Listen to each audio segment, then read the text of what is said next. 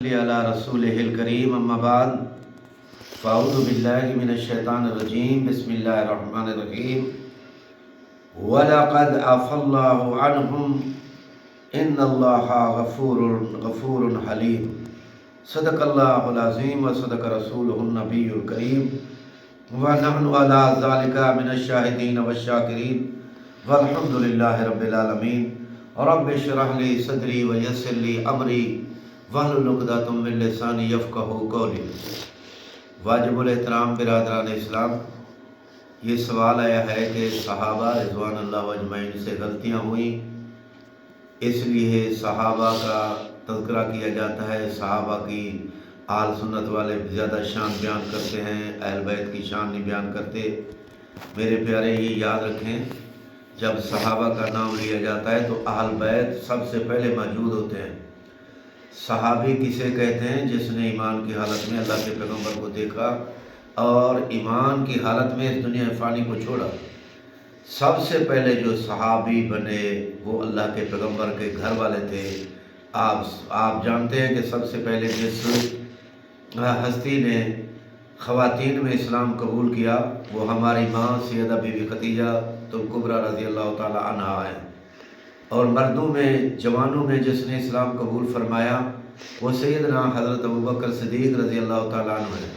غلاموں میں جس نے اسلام قبول کیا وہ حضرت زید بن حارثہ رضی اللہ تعالیٰ عنہ ہے۔ بچوں میں جس نے اسلام قبول کیا وہ حضرت علی کرم اللہ وجہ الکریم ہے۔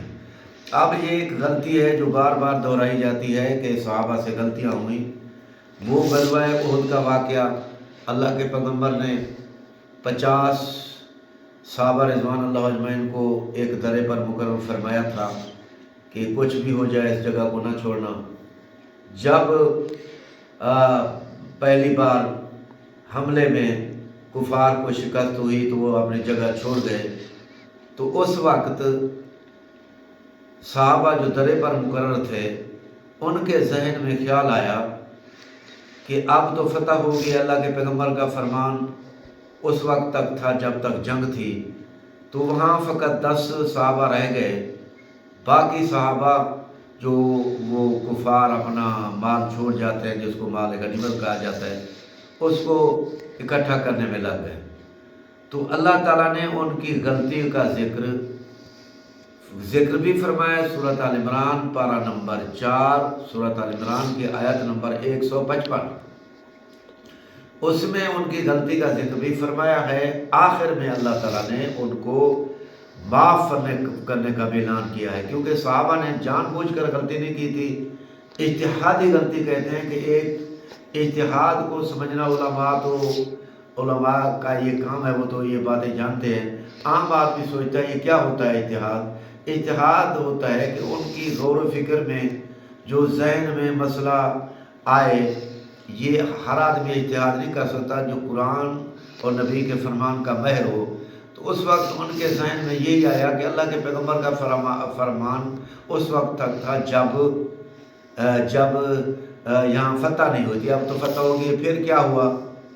تو وہ اس وقت حضرت خالد بن ولید رضی اللہ تعالیٰ عنہ مسلمان نہیں ہوتے، انہوں نے پیچھے سے دوبارہ اس درے کو خالی دیکھ کر حملہ کیا اور اللہ کے پیغمبر کے دندان مبارک شہید ہوئے، تو مسلمانوں کو بڑی تکلیف اٹھانا پڑی۔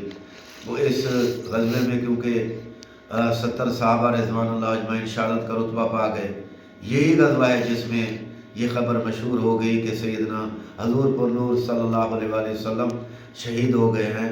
حالانکہ وہ شہید نہیں ہوئے تھے، حضرت مصعب بن عمیر رضی اللہ تعالیٰ عنہ جو پیغمبر اعظم کے ہم شکل تھے، ان کی شہادت ہوئی تو یہ خبر مشہور ہو گئی، اور اس غزوہ میں بھی ہمارے پیغمبر کے پیارے چچا سید الشہداء سیدنا حمزہ رضی اللہ تعالیٰ عنہ بھی شہید ہوئے۔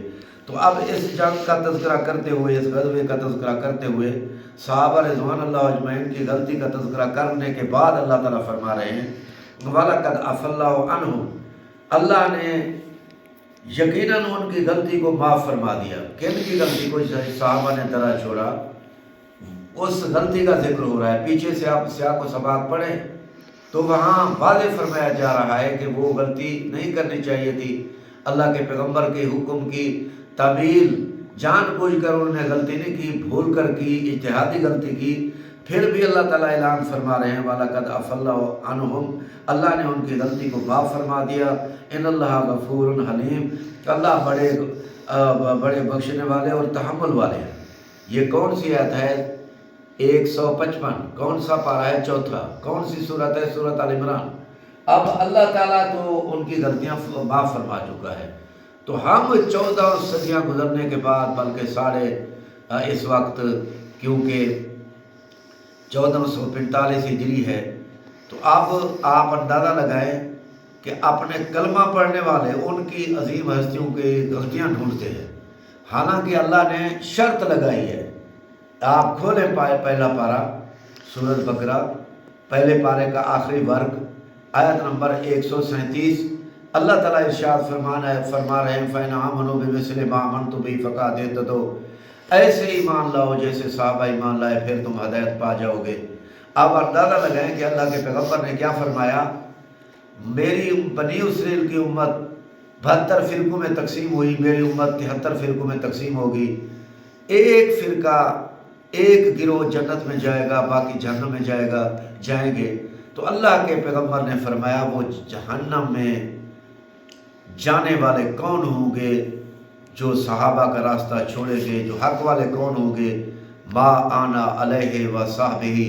اللہ کے پیغمبر نے فرمایا حق والا گروہ وہ ہوگا جس راستے پر میں جا رہا ہوں اور میرے صحابہ جا رہے ہیں، یہ حق والا راستہ ہے. اب رہا یہ سوال بھی، آپ سن لیں اس کا جواب. اکثر لوگوں کے خیال میں اب جو ہے نا 3 گروہ بڑے مشہور ہیں، بریلوی، دیوبندی، اہل حدیث. ان میں سے حق والا کون ہے؟ یہ تینوں میں سے یہ تینوں گروہ حق والے ہیں، لیکن ہاں جنہوں نے ملاوٹ کی ہوئی ہے وہ تو پکڑے جائیں گے. یہ جو ہے نا قطعی، کیونکہ ان کا تعلق قرآن و حدیث سے ہے. بعض جو اجتہادی غلطیاں ان سے ہو رہی ہیں وہ قرآن و حدیث کی روشنی میں ایک دوسرے سے اختلاف کرتے ہیں، ورنہ قرآن صحابہ رضوان اللہ اجمعین کے غلام ہیں. یہ سب حضور صلی اللہ علیہ وآلہ وسلم کے پیروکار ہیں. اگرچہ ہمارے بریلوی علماء میں نہیں، عوام میں بہت سی کمزوریاں پائی جا رہی ہیں، اور بریلوی علماء میں بہت سے جہل علماء اپنے آپ کو کہتے ہیں. انہوں نے بہت سے ایسے بدعات کو روایت دیا ہے جس کا اسلام اجازت نہیں دیتا. اس طرح بزرگوں کے درباروں میں جھکنا، وہاں حاجتیں مانگنا، اس طرح سپیکروں پر شبیہیں پڑھنا. حالانکہ جو علماء جو بریلویت کے بڑے علماء ہیں وہ یہ شبیہیں کے بھی قائل نہیں. بہرحال میری اپنی یہ رائے ہے، میری اپنی یہ تحقیق ہے. میرے نزدیک بریلوی علماء ہوں، دیوبند علماء ہوں، اہل حدیث علماء ہوں، یہ الحمدللہ یہ فرقے نہیں ہیں. ان میں اگرچہ اختلاف ہیں، یہ وہی گروہ ہے ما انا علیہ و صحابی، جس راستے پر میں جا رہا ہوں، میرے صحابہ جا رہے ہیں. یہی نجات کا راستہ ہے، یہی کامیابی کا راستہ ہے. اللہ ہم سب کو علماء حق کا احترام کرنے کی توفیق دے. بریلوی ہوں، دیوبندی ہوں، اہل حدیث ہوں، یہ لوگ حق والے ہیں، لیکن بعض جنہوں نے ملاوٹ کی ہوئی ہے وہ پکڑے جائیں گے. اللہ ہم سب کو حق سمجھنے، حق پر عمل کرنے کی توفیق دے. آمین ثم آمین. وما علینا الا البلاغ المبین.